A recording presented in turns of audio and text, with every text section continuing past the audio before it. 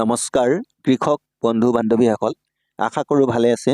পোনপ্ৰথমে ডিজিটেল ভক্ত চেনেলৰ পৰা আপোনালোক সকলোকে ৱেলকাম জনাইছোঁ। PM কিষাণ সন্মান নিধি যোজনাৰ নতুন আপডেটৰ বিষয়ে আলোচনা কৰিবলৈ আহিছোঁ। PM কিষাণ যোজনাৰ হিতাধিকাৰীসকলৰ বাবে নতুন বছৰৰ বাবে এটা ডাঙৰ উপহাৰ আগবঢ়াইছে কেন্দ্ৰ চৰকাৰৰ কৃষক আৰু কৃষি মন্ত্ৰালয়ে।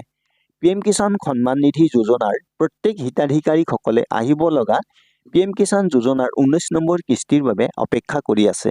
PM কিষাণৰ 19 নম্বৰ কিস্তিৰ তাৰিখৰ বিষয়েও আলোচনা কৰিম বা জনাম।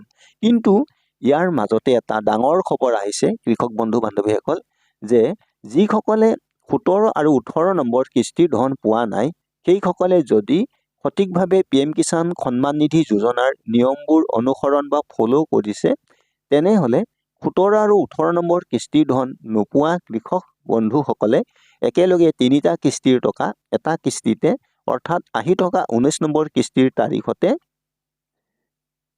3টা কিস্তিৰ ধন মুঠ 6,000 টকা বেংক একাউণ্টত জমা হ'ব বুলি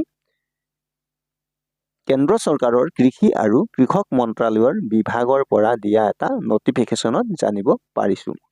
চৰকাৰৰ এনেধৰণৰ কৃষকসকলক নতুন বছৰৰ উপহাৰ হিচাপে দিবলৈ পন্থা তৈয়াৰ কৰিছে। অৰ্থাৎ এনেধৰণৰ কৃষকৰ একাউণ্টত 2,000ৰ সলনি 6,000 টকা জমা হ'ব।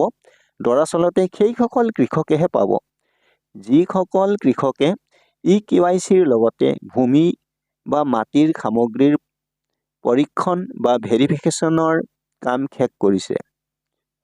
আজিৰ PM কিষাণৰ নতুন আপডেটৰ আপডেট ইমানেই। আমি জনা তথ্য মতে PM কিষাণৰ 19 নম্বৰ কিস্তিৰ ধন ফেব্ৰুৱাৰী মাহৰ প্ৰথম বা দ্বিতীয় সপ্তাহৰ ভিতৰত অহাৰ পূৰ্ণ সম্ভাৱনা আছে।